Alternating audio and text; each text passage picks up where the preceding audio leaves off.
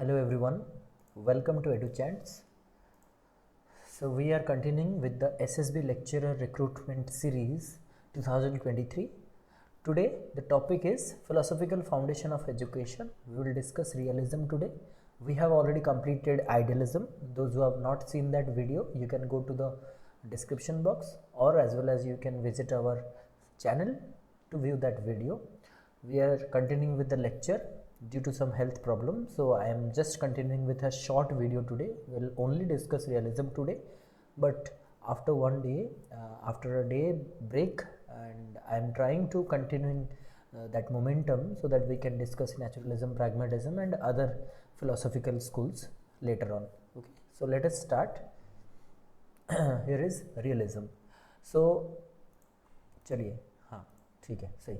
तो रियलिज्म आपने पढ़ा होगा और उसके बारे में सुना भी होगा. हम एसएसबी रिलेटेड जो भी मतलब क्वेश्चन पैटर्न के अनुसार जो भी सवाल आते हैं हम उसको डिस्कस करते हैं. इसका मतलब है ऐसा नहीं है कि रियलिज्म आपने नहीं पढ़ा है, लेकिन हम वो सारे पॉइंट्स कवर करेंगे जो कि रियलिज्म से बन सकते हैं एसएसबी के लिए. सो इस पिक्चर को देखिए और बताइए ये है कौन. कमेंट बॉक्स में ज़रूर बताइए हमको रियलिज्म में. तब तक हम आगे बढ़ते हैं, इसके बारे में जानते हैं. ठीक है, थोड़ा सा जान लेते हैं इसके बैकग्राउंड में. ये आपको सभी पता है, लेकिन फिर भी हम इसको डिस्कस इसलिए कर रहे हैं ताकि हमें एक कॉन्सेप्ट जो है वो क्लियर हो जाए और इससे हमारे जो क्वेश्चंस बनते हैं वो कैसे बनते हैं अब डिस्कस करेंगे. ठीक है, तो देखिए आइडियलिज्म के बाद रियलिज्म आता है. मतलब जो हम अभी पढ़ रहे हैं एटिमोलॉजिकली अगर देखा जाए, रियलिज्म रियल से आता है, रियल से रियलिज्म. ठीक है, it means about a thing और कंसर्निंग सम ऑब्जेक्ट. ऑब्जेक्ट के तरह, ऑब्जेक्ट के लिए, ऑब्जेक्ट के वजह से, जो भी बोलिए ऑब्जेक्ट. यानी कि एक चीज़ तो क्लियर है, यहाँ पे ऑब्जेक्ट की बात हो रही थी, जहाँ की आइडियलिज्म में क्या बोला जा रहा था, it is not about object, it was about idea. But here we are talking about object. हम चीज़ों के बारे में बात कर रहे हैं, ऑब्जेक्ट के बारे में बात कर रहे हैं, about a thing. Realism is one of the oldest philosophies in western culture, dates back to ancient Greece. देखिए आइडियलिज्म, रियलिज्म, ठीक है, नेचुरलिज्म, ये सब बहुत ही पुराने फिलोसफीज हैं. ठीक है, it rejects the idealist notion. यहाँ से शुरू हो गया कि ये आइडियलिस्ट जो है उनके खिलाफ है. ठीक है, idealist notion that only ideas are real. ये नहीं मानता है कि सिर्फ आइडिया रियल है, ये नहीं मानता है. ठीक है, the realist exerts that as a fact that the actual sticks, stone, trees of the universe exist whether or not there is a human mind to perceive them. इनका मानना बहुत ही बढ़िया से इन्होंने उनको काउंटर किया. इन्होंने कहा कि आइडियलिज्म क्या बोलता है कि हर एक चीज़ जो एग्जिस्ट करता है वो माइंड के वजह से एग्जिस्ट करता है. चाहे वो किताब हो, चाहे वो कंप्यूटर हो, चाहे वो पेन हो, चाहे वो पैसा हो, कुछ भी हो, वो माइंड से चलता है. लेकिन ये कह रहे हैं कि जो एक्चुअल स्टिक, स्टोन, ट्रीज हैं, मतलब हमारे चारों तरफ जो पत्थर, पेड़, पानी, जो भी हम देख रहे हैं, पानी, पौधे, जो भी हम देख रहे हैं, ये ऑलरेडी एग्जिस्ट करता है, चाहे आपका माइंड हो या ना हो. मतलब ह्यूमन माइंड जितना है, ह्यूमन माइंड को छोड़ दीजिए क्योंकि ह्यूमन माइंड तो बाद में आया. ह्यूमन माइंड के बिना भी बहुत सारी चीज़ें हैं, जैसे कि स्टिक, स्टोन, ट्रीज, ऐसे बहुत सारी चीज़ें हैं जो कि रियल है. तो ऐसा नहीं है कि माइंड के वजह से ये लोग हैं, स्टिक, स्टोन, ट्री ये माइंड के वजह से है, ऐसा कुछ भी नहीं है. यानी कि रियलिज्म उनको रिजेक्ट कर रहा है, आइडियलिज्म को रिजेक्ट कर रहा है. Realism is a philosophy of objective reality. यहाँ पे मैंने क्या बताया था, ऑब्जेक्ट पे बिलीव करता है, इसीलिए ये ऑब्जेक्टिव रियलिटी. वो रियलिटी जो ऑब्जेक्टिव हो, जो डायरेक्ट हो, जिसको प्रूव किया जा सकता है. ठीक है, reality is outside the mind, not inside. यहाँ पे आइडियलिज्म में बोला जाता था कि माइंड जो है ना वही रियलिटी है, लेकिन यहाँ पे बोला जा रहा है reality is outside of the mind, not inside of the mind. Mind से जो अंदर है वो रियल नहीं है, माइंड से जो निकल के आता है वो रियल है. The world around us is a reality. हम जो चारों तरफ देख रहे हैं वो रियल है. Matter is real to realist, however this does not mean that all realist are rampant materialist who see matter in one form. Realism को मैटेरियलिज्म भी बोला जाता है. इसका मतलब ये नहीं है कि सारे के सारे रियलिस्ट जो है वो मैटेरियलिस्टिक होंगे. ठीक है, अब देखिए फाइनल आंसर आपको वो मिल जाएगा कि वो जो पिक्चर हमने देखा था वो अरिस्टोटल का है और जो कि फादर ऑफ रियलिज्म है. ठीक है, चलिए बेसिक प्रिंसिपल्स, कुछ प्रिंसिपल्स हैं, बेसिक प्रिंसिपल जिसके आधार पर रियलिज्म काम करता है. तो रियलिज्म बिलीव करता है the world which we see to be real. जो हम देख पा रहे हैं जो दुनिया वही रियल है. ऐसा नहीं है कि एक आइडियलिस्ट व्यू की तरह हम बोलेंगे कि spirits are real, God is real, ठीक है, thoughts are real, ideas are real. नहीं, जो हम देख पा रहे हैं वो रियल है, ठीक है, जो नहीं दिख रहा है उसे हम नहीं मान सकते हैं। किसी को दिखाई देगा, किसी को नहीं दिखाई देगा, ऐसा नहीं है। जो दिखाई देता है वही रियल है, सोच में कुछ नहीं होता है। Realist believe in the present life. देखिए आइडियलिज्म में बोलता था कि पास्ट लाइफ, जो हमारा पुनर्जन्म में बिलीव करता है, पास्ट लाइफ में आपने जो किया होगा उस पर बिलीव करता है, लेकिन ये सिर्फ और सिर्फ प्रेजेंट लाइफ पे बिलीव करता है। Knowledge is real and can be assimilated by the human beings. Knowledge real है और जिसको ह्यूमन बींग क्या कर सकता है, एसिमुलेट यानी इकट्ठा कर सकता है, it is real. Realist distinguish between appearance and reality. ये कहता है कि अपीयरेंस एक तरफ और रियलिटी एक तरफ, ठीक है, मतलब कि जो दिखता है वो होता नहीं है और जो होता है वो दिखता नहीं है। रियलिस्ट ये कर सकते हैं, ठीक है। अपीयरेंस मतलब कोई कुछ, मान लीजिए कोई अच्छा दिख रहा है, कोई भी प्रोडक्ट आपने लिया जो कि अच्छा दिख रहा है, इसका मतलब नहीं है कि उसका क्वालिटी भी अच्छा होगा रियल में, ठीक है, हो भी सकता है, नहीं भी हो सकता है। इसलिए रियलिस्ट बोलते हैं कि अपीयरेंस अलग होता है और रियलिटी अलग होता है। Senses are the gateways of knowledge. बहुत ही इंपॉर्टेंट चीज़ यहाँ पे बोला गया। ये मानते हैं कि हमारे जो पंच इंद्रियज हैं, सेंस ऑर्गन जो है, वो हमारे लर्निंग के गेटवेज है। ऐसा कोई नॉलेज, ऐसा कोई ज्ञान नहीं है, ऐसा कोई लर्निंग नहीं है जो कि हमारे 5 सेंस ऑर्गन से बाहर आ रहे हो। सभी नॉलेज जो है ना वो यही 5 सोर्सेस ऑफ सेंसेस से ही आते हैं, ठीक है। Man is only a part of material world. इस मटेरियल वर्ल्ड का एक छोटा सा पार्ट है मैन, और मैन का एक छोटा सा पार्ट है माइंड। ऐसा नहीं है कि mind is the boss of everything, जैसे कि आइडियलिज्म में बोला जाता था, वैसा नहीं है। Mphasis on experiment. एक्सपेरिमेंट पे ज़्यादा फोकस किया गया है। It believes in the theory of organism. Organism यानी कि जो चीज़ें आप देख रहे हो, जैसे कि कोई पेड़ पौधा, इंसान, पशु पक्षी, जो भी है, ये सब ऑर्गेनिज्म थ्योरी है, इस पे ये बिलीव करता है, यानी प्रैक्टिकल सिचुएशन पे, रियल सिचुएशन पे ये बिलीव करता है। अब चलते हैं इंपॉर्टेंट चीज़ जो कि एग्जाम पॉइंट ऑफ व्यू से बहुत ही इंपॉर्टेंट है, वो है फॉर्म्स ऑफ रियलिज्म। रियलिज्म एक प्रकार का नहीं है जैसे आइडियलिज्म में हमने पढ़ा था, यहाँ पे बहुत प्रकार के रियलिज्म है। अगेन हमने यहाँ पे जो पॉइंट डाउन किया है ये सारे इंपॉर्टेंट है, और अगर आप चाहो तो ज़्यादा पढ़ सकते हो, लेकिन इतना काफ़ी होता है, ठीक है।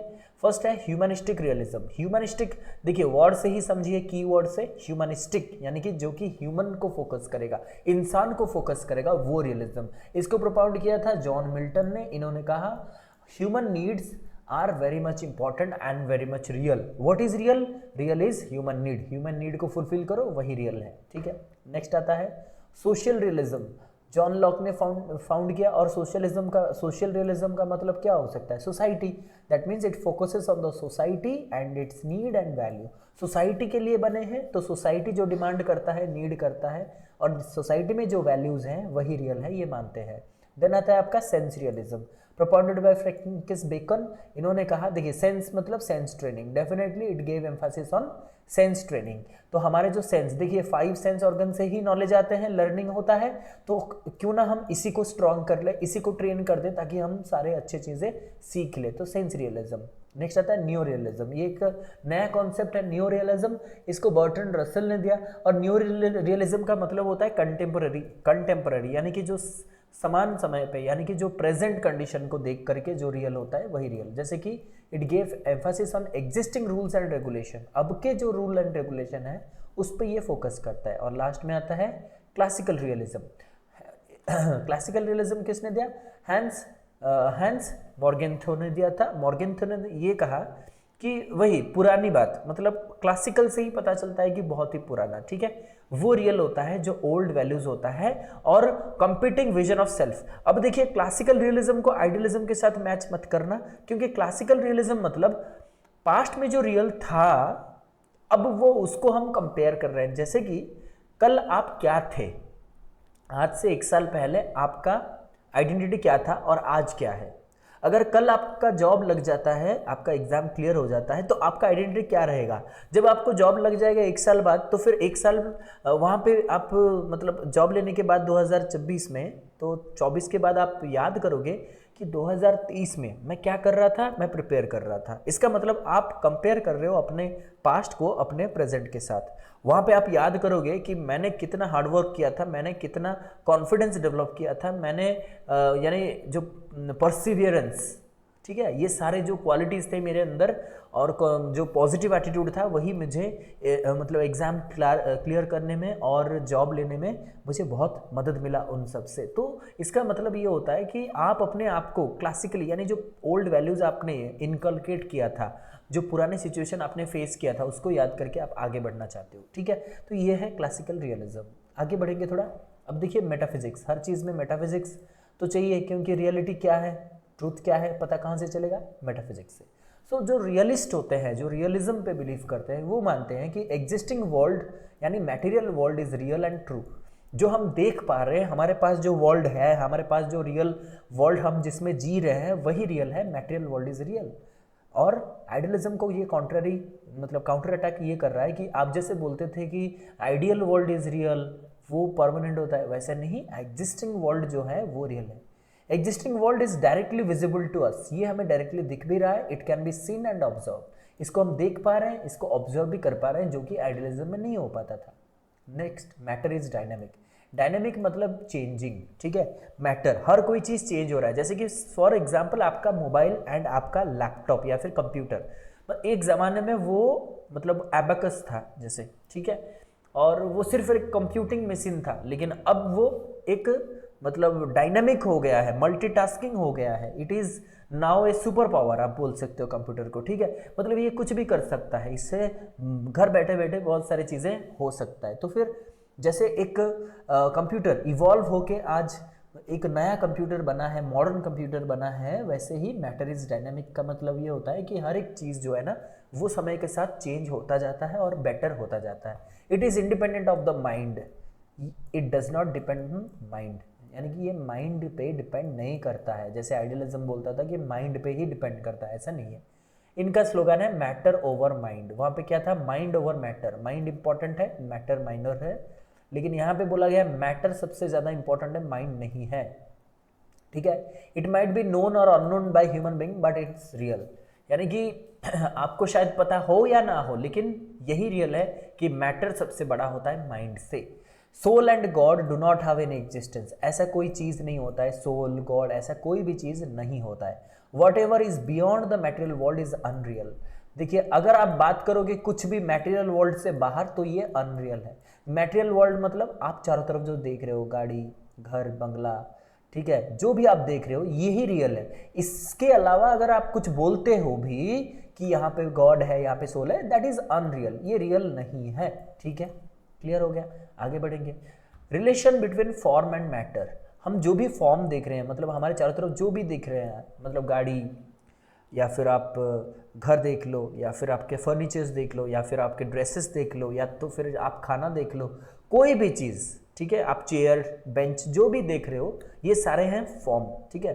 फॉर्म एंड मैटर मतलब आप हर एक चीज़ का मतलब हर एक मैटर का एक फॉर्म होता है। जैसे कि मान लीजिए चेयर, ठीक है, फॉर एग्जाम्पल चेयर, जिस चेयर में हम बैठते हैं, ठीक है, उसका अलग अलग फॉर्म होता है। तो फॉर्म और मैटर के बीच में जो रिलेशन है वो क्या है, उसको एरिस्टोटल ने डिस्क्राइब किया कि हर एक फॉर्म और मैटर के बीच में 4 प्रकार के कारण या फिर रिलेशन होते हैं, वही कारण रिलेशन होता है, ठीक है। तो क्या कॉजेज होते हैं, एक होता है मटेरियल कॉज। मटेरियल कॉज का मतलब the matter from which something is made.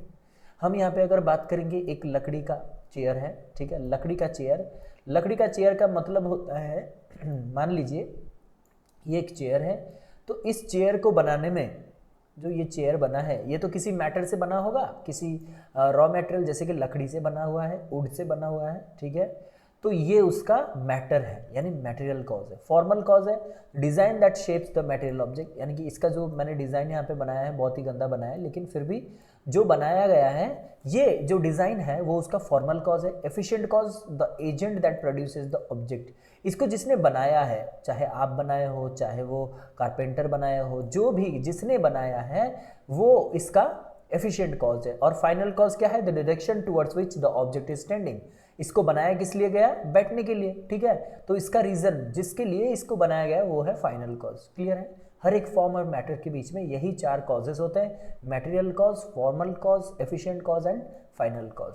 Clear, जिसको समझ में नहीं भी आता है तो वो हमें पूछ सकता है, तो हम कोशिश करेंगे जो आपका डाउट है वो नेक्स्ट क्लास में हम डिस्कस करा दें, ठीक है। तो ये वीडियो उन लोगों के लिए पहुंचाइए जो इसके प्रिपरेशन में लगे हुए हैं, ठीक है।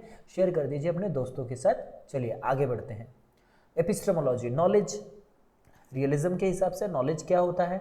Realist believe in the material और फिजिकल वर्ल्ड, मतलब हम मैटेरियल वर्ल्ड में जी रहे हैं, फिजिकल वर्ल्ड में जी रहे हैं। इसका मतलब ये है हम स्पिरिचुअल वर्ल्ड पे बिलीव नहीं करते हैं, यानी कोई भी परमानेंट चीज़ों पे हम बिलीव नहीं करेंगे, जो कि ओल्ड वैल्यूज़ है। Material world is real and true because it has existence. इस पर हम इसलिए बिलीव कर रहे हैं कि ये एग्जिस्ट करता है, ठीक है। True knowledge comes through senses. Knowledge कहाँ से आता है? सेंस ऑर्गन से। यहाँ पे अच्छे से देखिए, ट्रू नॉलेज बताया गया है।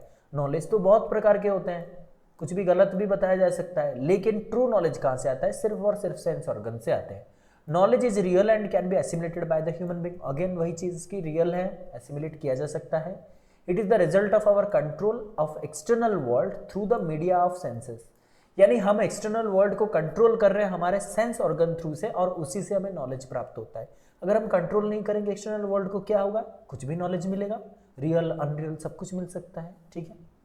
Realist want that every bit of knowledge must be analyse right down to the level of senses. हर एक चीज़ को, हर एक नॉलेज को हम वही 5 सेंस ऑर्गन के थ्रू उसको फिल्टर करेंगे, यानी उसको वेरीफाई करेंगे, फिर जाकर के हम नॉलेज को फाइनलाइज करेंगे, ठीक है। नेक्स्ट है वैल्यूज, एक्सियोलॉजी, ठीक है। क्या वैल्यूज होता है यहाँ पे? Realism do not believe in those values और ideals, rules and principle which do not provide material prosperity. देखिए मैंने यहाँ पे बोल्ड ऑलरेडी कर दिया है, कोई भी ऐसा value, ideal, rule, regulation, principle, कुछ भी अगर मैटेरियल प्रोस्पेरिटी यानी कोई आपको रियल लाइफ में कुछ फायदा हो नहीं रहा, तो फिर वो बिल्कुल सही नहीं है। They do not believe in those values. वो वैल्यू बिल्कुल सरासर गलत है, जो हमें कोई अच्छा चीज़ नहीं दे रहा हो, उसका रिजल्ट अगर अच्छा नहीं हो, या फिर वो हमें कंफर्ट नहीं दे रहा हो, ठीक है। नेक्स्ट है it does not believe in the pre determined और फिक्स्ड वैल्यू। ये तो रियलिज्म है, हर वक्त चेंज होता है, तो फिर ये फिक्स्ड वैल्यू पे क्यों बिलीव करेगा? नहीं करेगा, ये आइडियलिज्म थोड़ी है। It does not have faith on eternal values, soul, God are the figments of imagination.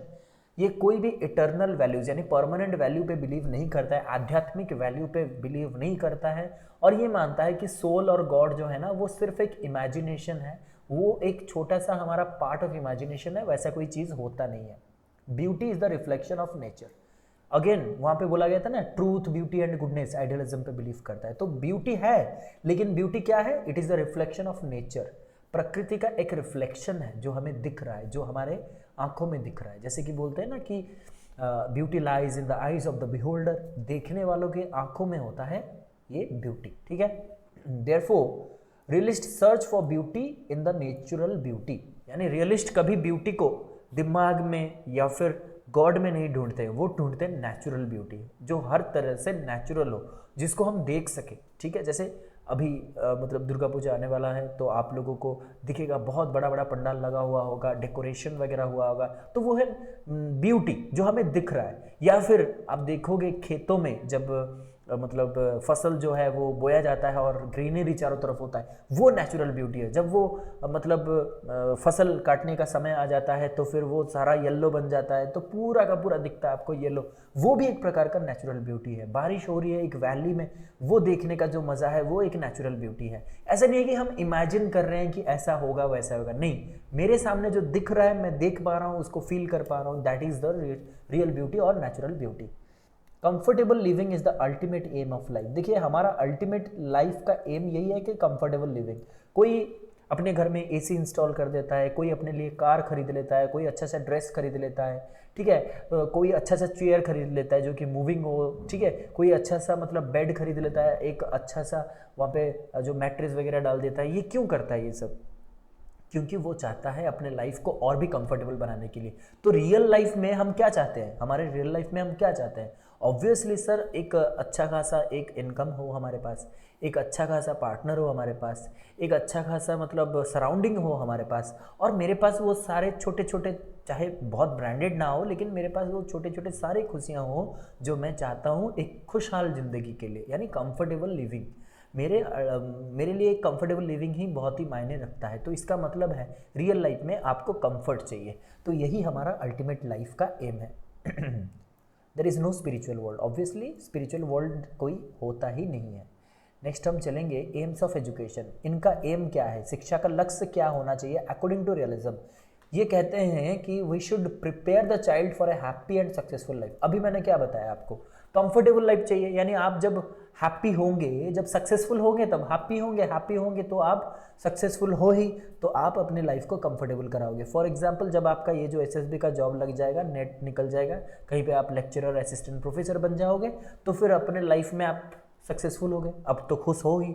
अब लाइफ को कंफर्टेबल बनाना है, अपने लिए एक छोटा सा गाड़ी खरीद लोगे, छोटा सा मतलब एक अच्छा सा गाड़ी खरीद लोगे, घर के लिए कुछ सामान खरीद लोगे, ठीक है, मतलब ड्रेसेस वगैरह, जो आपके खाने पीने का हैबिट बदल जाएगा, फिर आप अपने पार्टनर को खुश करने के लिए उनके लिए भी कुछ करोगे, ठीक है। इसका मतलब है कि फिर सेविंग्स करोगे अपने बच्चों के लिए या फिर पढ़ाई के लिए। अगर आप कुछ और प्रिपेयर करना चाहते हो तो फिर आप किताबें वगैरह खरीद सकते हो। इसका मतलब ये है कि जब हम लाइफ में सक्सेसफुल हो जाते हैं तो हैप्पी मतलब हैप्पी रहने की कोशिश करते हैं और फिर लाइफ को थोड़ा सा कंफर्टेबल बनाने की ज़रूर कोशिश करते हैं, क्योंकि हमारा गोल ही यही है।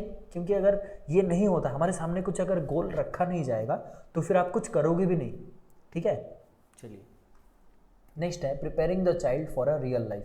हम बच्चे को कोई स्पिरिचुअल लाइफ के लिए नहीं प्रिपेयर करेंगे, कोई पास्ट या फिर पुनर्जन्म के लिए प्रिपेयर नहीं करेंगे। Real life, how to deal with day to day life, वो सिखाएंगे। Emphasis on experiment, real life है भैया, एक्सपेरिमेंट करो, ठीक है, एक्सपेरिमेंट करो। एक्सपेरिमेंट मतलब लैब में एक्सपेरिमेंट नहीं, बहुत सारी चीज़ें हैं जिसको मतलब एक्सपेरिमेंट मतलब कोई भी चीज़ें ट्राई कर सकते हैं। अच्छा ये कैसा है देख लेते हैं, एक बार भरोसा कर लेते हैं दोस्तों के साथ, मतलब दोस्तों पे भरोसा कर लेते हैं एक्सपेरिमेंट बेसिस पर, अगर नहीं वर्कआउट हुआ तो फिर छोड़ देंगे दोस्ती, ठीक है। Developing the physical and mental powers of child, बच्चों के अंदर फिजिकल और मेंटल पावर दोनों को डेवलप करना है। ऐसा नहीं है सिर्फ और सिर्फ आइडियल्स ही डेवलप करना है, फिजिकली मेंटली स्ट्रांग होगा तभी आगे बढ़ेगा। ट्रेनिंग ऑफ सेंसेस, क्योंकि सेंस ऑर्गन से सब कुछ आता है तो सेंस ऑर्गन को ट्रेन करेंगे। और उसके बाद वोकेशनल एजुकेशन, जैसे गांधी जी ने बताया था कि वोकेशनल एजुकेशन कोई बच्चा अगर सीख जाता है तो एटलीस्ट उसके पास कुछ स्किल होता है ताकि वो अपना गुजारा कर सके अगर जॉब नहीं मिलता है तो। नहीं तो आजकल सब जॉब पे भी, जॉब के पीछे ही भाग रहे हैं, ठीक है। नेक्स्ट है करिकुलम, तो इनका करिकुलम क्या रहेगा रियलिज्म के हिसाब से, एजुकेशन का करिकुलम क्या रहेगा, बच्चों को क्या सिखाया जाएगा। सबसे इंपॉर्टेंट है नेचर स्टडी, नेचुरल चीज़ें सिखाया जाएगा, कोई आर्टिफिशियल या फिर कोई ऐसा चीज़ सुपरफिशियल नहीं सिखाया जाएगा कि there exist some supreme soul और आइडियल वर्ल्ड, ठीक है, ऐसा कुछ नहीं सिखाया जाएगा। फिजिकल साइंस सिखाया जाएगा जो कि हमारे लिए बहुत इंपॉर्टेंट है। वोकेशनल ट्रेनिंग तो मैंने बता दिया। Primary importance in the scheme of curriculum of realism, ये सिर्फ प्राइमरी चीज़ें हैं जो कि हमें पढ़ाया जाएगा। नेक्स्ट है mother tongue, mother tongue is the foundation stone of the development of man. Mother tongue से ही आपका फाउंडेशन स्टार्ट होगा, that will help want to earn one's livelihood. देखिए हर कोई चीज़ ना, हर कोई इंसान scientist, doctor, engineer, lawyer, architect, dancer ऐसे नहीं बन जाता है। हर कोई चीज़ मतलब नॉर्मल नहीं होता है, ठीक है, सबके लिए इक्वल नहीं होता है। कोई मतलब क्लास में बहुत सारे ऐसे बच्चे होते हैं जो कि नॉर्मल है, यानी कि उन्हें मतलब उनका फाउंडेशन ही क्लियर नहीं है, तो उनके लिए हम मदर टंग से पढ़ाएंगे। हर कोई व्यक्ति को हम मदर टंग से ही स्टार्ट करेंगे, आगे जा कर के वो अपना है जो लैंग्वेज है उसको स्प्रेड कर सकता है मदर टंग के अलावा। लेकिन ऐसा नहीं है कि हम पहले से ही मतलब क्लास 1 से ही हम उनको इंग्लिश में पढ़ाएं या फिर अपने इंटरनेशनल लैंग्वेज कुछ भी उसमें पढ़ाएं, ऐसा नहीं है। मदर टंग से पढ़ाएंगे ताकि वो सीख जाए अपना मदर टंग और उससे वो अपना गुजारा कर सके। आगे जा कर के आप और भी उसके साथ, जैसे कि हमने पढ़ा था 3 लैंग्वेज फॉर्मूला में, L1, L2, L3 ऐसे करके हम पढ़ा सकते हैं, ठीक है। करिकुलम क्या रहेगा, it must include all those things which are useful to the child in his life. The knowledge of these things must be given to the child. हर कोई चीज़ जो उनके लिए यूजफुल हो, अपने चाइल्ड के लिए यूजफुल हो for his life, and that knowledge और that type of knowledge should be provided to the child. यानी कि अपने ज़िंदगी में डे टू डे लाइफ, अभी 2023 चल रहा है, तो हम अभी के समय के हिसाब से उन्हें पढ़ाएंगे, उन्हें वो सारे नॉलेज देंगे। How to survive in the 21st century वो हम पढ़ाएंगे, ठीक है। नेक्स्ट है मेथड्स ऑफ लर्निंग, ये रियलिज्म है डेफिनेटली। ये कोई तो ऐसा कोई मतलब कोई चीज़ ऐसा रट्टा मार के पढ़ाने वाला चीज़ होगा नहीं यहाँ पे, तो डेफिनेटली ये बोलते हैं कि sense training.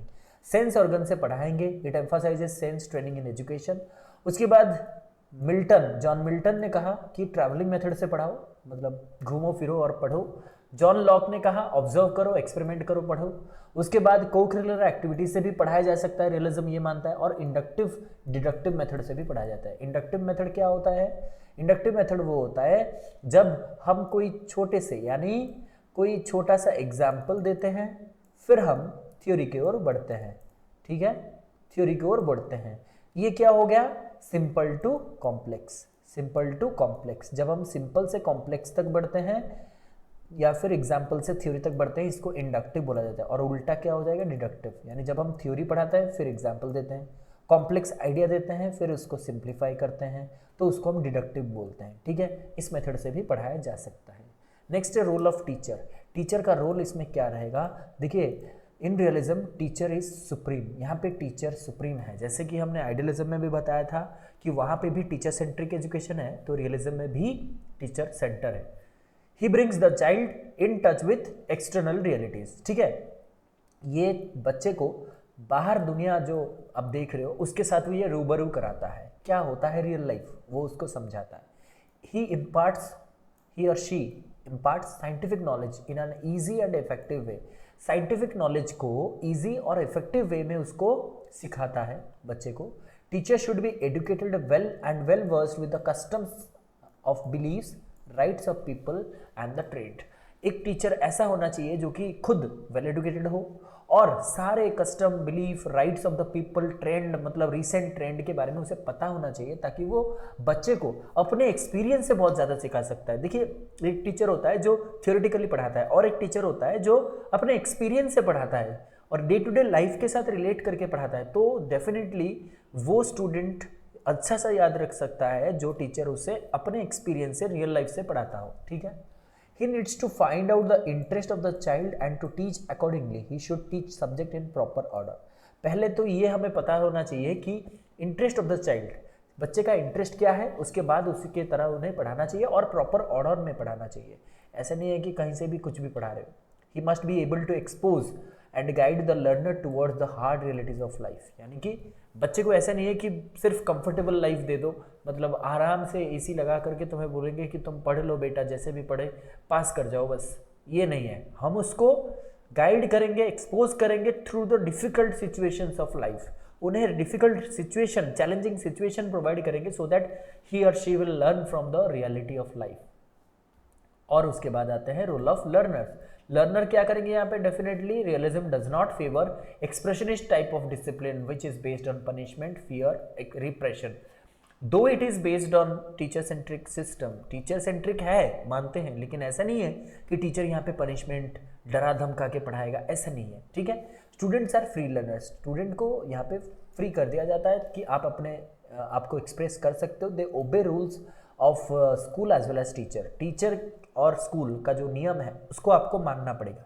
School emphasises importance of discipline based on love and sympathy. यहाँ पे discipline not in the sense of punishment but in the sense of love and sympathy. प्यार और सिंपैथी से हम बच्चे को सिखाएंगे डिसिप्लिन। ठीक है, तो जैसे कि मैंने आपको बोला था, due to my health problem, so I am taking just a short class today just to continue the class so that you will not feel that we have completed the class or we are discontinuing the course. We are continuing it, but you can feel that I am not well today, so I'll try to make another video in every 2 days. I am already announcing every 2 day, every second day I'll make one video, and that will be a lengthy one. I mean, I'll cover 1 or 2 topics at a time, but for today it is this much. So let's discuss about multiple choice questions. So first चलते हैं, who is the father of classical realism? Bertrand Russell, Francis Bacon, John Milton, Hans Morgenthau. बताइएगा classical realism के father कौन है? Pause करके answer ज़रूर बताइए हमें। जिन लोगों को अच्छा लग रहा है, बस एक बार समझ में भी आ रहा है, अच्छा भी लग रहा है, एक बार यस लिख दीजिए, और जो लोग प्रिपेयर कर रहे हैं उन तक ये पहुंचा दीजिए, बस यही काफ़ी है। ठीक है, so that everyone can prepare, क्योंकि हम तो वैसे ही पढ़ा रहे हैं, मतलब अपने यहाँ पे आपको जो भी सिलेबस है हमने आपको बोला भी है, ये हम कंप्लीट कराएंगे आपको। तो फिर stay tune to the channel and please forward it to those candidates और aspirants who are preparing for it. चलिए आगे बढ़ेंगे। हेंस मॉर्गेनथ्यू है इनके फादर क्लासिकल रियलिज्म के। ठीक है, what is real knowledge according to realism? Realism के हिसाब से सही नॉलेज कौन सा है? Knowledge through experience, knowledge from logic, knowledge from sense, knowledge from argument. देखिए कीवर्ड ही काफ़ी है, तो आपको नॉलेज पता ही चल गया होगा। पॉज करके आंसर कीजिए। Knowledge from senses, sense organ से ही नॉलेज आता है, यही रियल है। ठीक है, उसके बाद आता है which of the following is not supported by realism? Realism इसमें से कौन से चीज़ों को सपोर्ट नहीं करता है?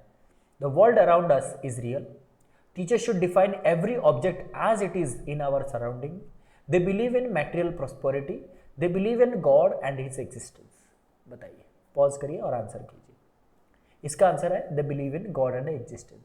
ये गॉड पे और उनके एग्जिस्टेंस पे बिलीव नहीं करते हैं रियलिज्म। ठीक है, नेक्स्ट है who among the following has stressed upon travelling method of teaching? किसने ट्रैवलिंग मेथड ऑफ टीचिंग पे फोकस किया था? John Dewey, John Locke, John Milton, Francis Bacon. बताइए, इसका आंसर है जॉन मिल्टन। ठीक है, last question of the day, थोड़ा सा समझ के आंसर कीजिए। A mason builds a house, here mason is regarded as efficient cause, final cause, material cause, formal cause. Mason का मतलब होता है जो कारीगर जिसने घर बनाया है, आपका जो है घर उसने बनाया, वहाँ पे मेसन को क्या बोला जाता है? Efficient cause, final cause, material cause और फॉर्मल कॉज। सोच समझ के आंसर कीजिएगा, लेकिन डिस्क्रिप्शन में ज़रूर आंसर कीजिए। ठीक है, हम ज़रूर उसका रिप्लाई करेंगे।